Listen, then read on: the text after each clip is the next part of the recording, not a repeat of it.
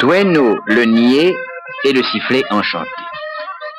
Dans le pays, on l'appelait Toueno le niais.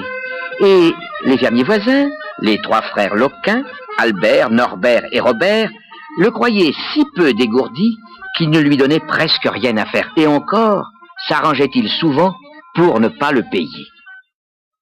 Mais le garçon, qui avait flémardé toute la journée pendant que les autres travaillaient, s'en moquait bien. Il laissait les gens dire, selon l'expression du pays, « Toueno est si bête que ce ne sera toujours pas lui qui ramènera le loup par la queue. » Eh bien, ce n'était pas si sûr que ça, comme sa première aventure le prouva. Toueno avait à peu près 15 ans. On l'avait chargé d'aller ramasser des feuilles mortes dans les bois. Comme il pleuvait, le garçon chercha un abri, se glissa dans un arbre creux et y resta. Il dut s'endormir tout à fait et se réveilla en entendant comme le bruit d'une glissade à l'intérieur de l'arbre. Toueno ne bougea pas, se tassa sur lui-même, écouta et attendit de voir. Eh bien, c'était un loup. Un loup qui avait choisi le même arbre que lui pour s'abriter de la pluie. Il descendait vers Toueno, la queue la première. Alors, Toueno se rappela ce que l'on disait de lui et choisit ce moment pour attraper le loup par la queue. Il n'en menait pas l'âge, car il était peureux comme un mouton, mais il tenait bon.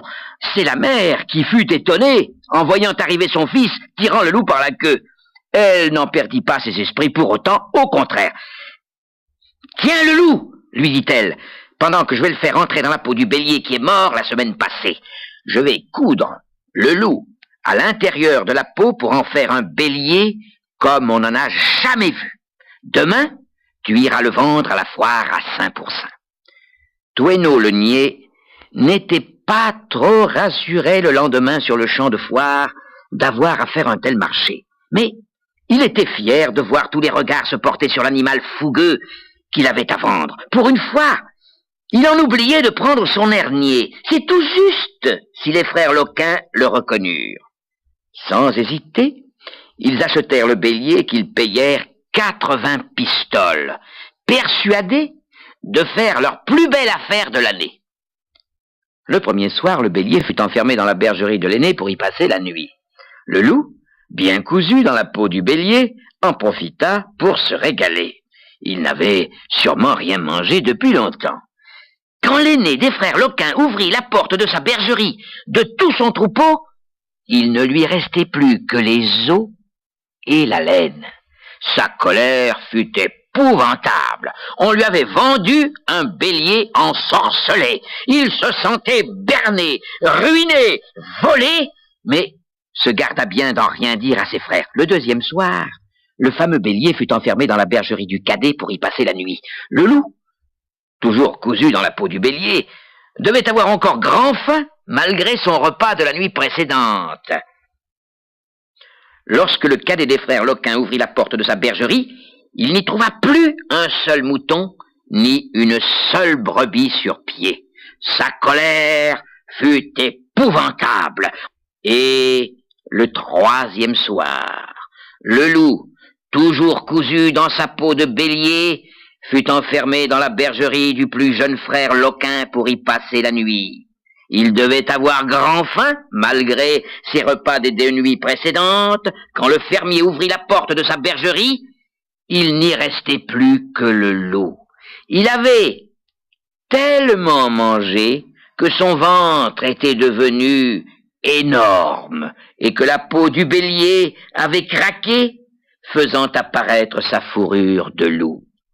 Le plus jeune des frères Loquin s'en aperçut. Sa colère fut épouvantable. Il avait été berné, ruiné, volé, trompé par un garnement qui allait le payer cher.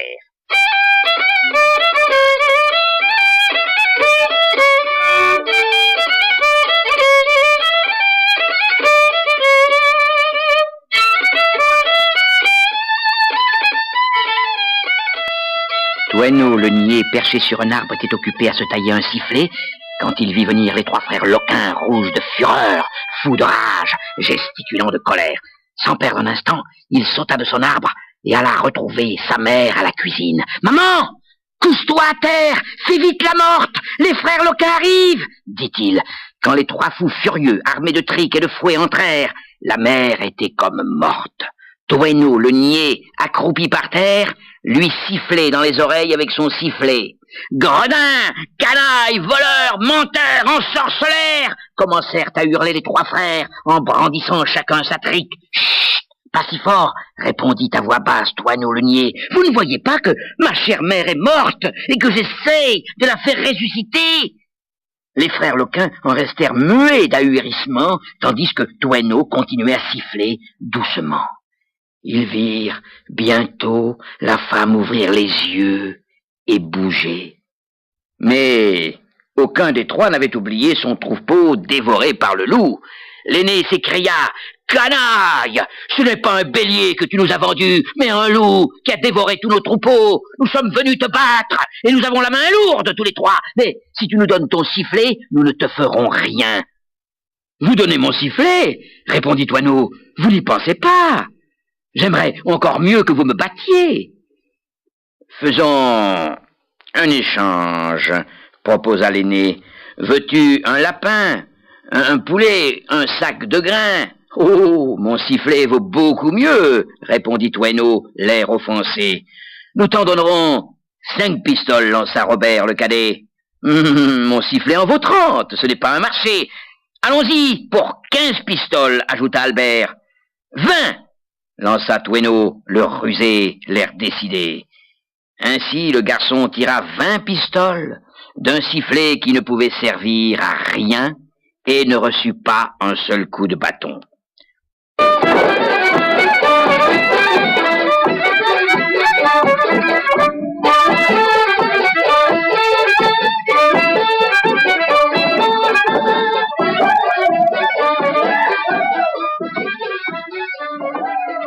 Le sifflet en main, les trois frères Loquin pensaient bien s'en servir pour faire les malins. « Je vais abattre Aliboron, mon âne, dit l'aîné. Têtu comme il est, cela lui fera une bonne leçon. Nous inviterons le père et la mère Lecomte à voir comment nous le ressuscitons. Et moi, je vais assommer Roussette la vache, dit le cadet. Elle m'a assez fait enrager. Ce sont les fermiers minés qui sont étonnés de me voir la ressusciter. Et Grison le cheval, promis Robert le plus jeune, je vais lui en faire autant. Il l'a bien mérité aussi. J'inviterai tous les cousins Mathieu à admirer mon talent. » Quand ils furent tous là, la cérémonie commença. Albert se mit d'abord à siffler tout doucement dans les oreilles d'Aliboron.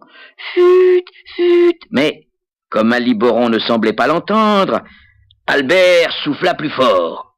Aliboron ne bougea pas plus. Albert siffla encore plus fort, en perdre la respiration. Il était devenu rouge comme un coq de combat, mais son âne ne ressuscitait toujours pas. Le cadet, sûr de son succès, prit alors le sifflet et fut, fut, fut, souffla doucement dans les oreilles de la Roussette. Il recommença 3 fois, tout étonné de ne pas y arriver. « Vas-y, vas-y, siffle encore, siffle plus fort !» criaient les spectateurs, qui commençaient à comprendre que les frères Loquin avaient été joués. Et quand Robert, le plus jeune, siffla de toutes ses forces, mais en vain dans les oreilles de son cheval mort, les frères Loquin comprirent enfin que ce sifflet ne leur servirait à rien, mais à rien du tout. Hors d'eux, ils se précipitèrent tous les trois chez ce Toueno que l'on croyait niais. Ils avisèrent un sac, mirent le garçon dedans sans écouter ses explications et décidèrent d'aller le donner au diable. Mais pour aller trouver le diable, quelle affaire! Ils finirent par se tromper de route, mais cette route menait tout droit à un cabaret. « Laisse le nid à la porte, » dit l'aîné au plus jeune. « Nous n'avons pas besoin de lui pour boire. » Pendant qu'il buvait, un berger passa avec ses 33 moutons gros et gras. Étonné de voir le sac s'agiter, le berger s'en approcha et demanda « Homme ou bête? Dites-moi qui est là. »« C'est moi, Toueno, » dit le niais. « On m'a enfermé dans ce sac parce que je ne veux pas épouser la fille du roi. »« Et pourquoi ?» demanda le berger. « Elle n'est pas assez belle pour toi ? Elle est belle comme le jour, répondit Toueno, mais je la trouve trop riche pour moi. Comment? Reprit le berger qui croyait ne pas avoir bien entendu ce que disait le niais, tout en berlificoté qu'il était dans le sac. Parce que je la trouve trop riche pour moi, hurla Toueno. Mais défais donc la ficelle qui ferme le sac, nous pourrons mieux nous entendre. Le berger dénoua la ficelle et Toueno lui dit tout naturellement: mais toi, berger, si tu veux l'épouser, je veux bien te laisser ma place. En échange de tout l'argent de la princesse, je ne te demanderai que tes moutons. Il avait bien remarqué qu'ils étaient gras et ronds. Le lendemain, les frères Loquin s'en allèrent au marché à Saint-Pourçain. Il leur fallait des moutons pour remplacer ceux que le loup avait dévorés, un âne pour l'aîné, une vache pour le cadet, un cheval pour le plus jeune. Et qui rencontrèrent-ils se rendant aussi à la foire?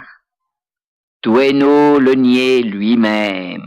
Toueno, conduisant ses 33 moutons gros et gras. Comment? Dirent-ils tous à la fois. Toi? Mais nous t'avons jeté hier au diable. Voilà, et qui vous surprend? Répondit Toueno. Eh bien, sachez qu'il arrive quelquefois aux niais des choses qui n'arrivent pas aux autres. Quand le diable m'a vu, raconta Toueno, il m'a trouvé si niais qu'il n'a pas voulu me garder avec lui. Retourne chez toi, gardez mes 33 moutons ensorcelés, va-t-il dire. À ces mots de moutons ensorcelés, les 3 fermiers avaient déjà fait un bond en arrière et Toueno le niais un bond en avant.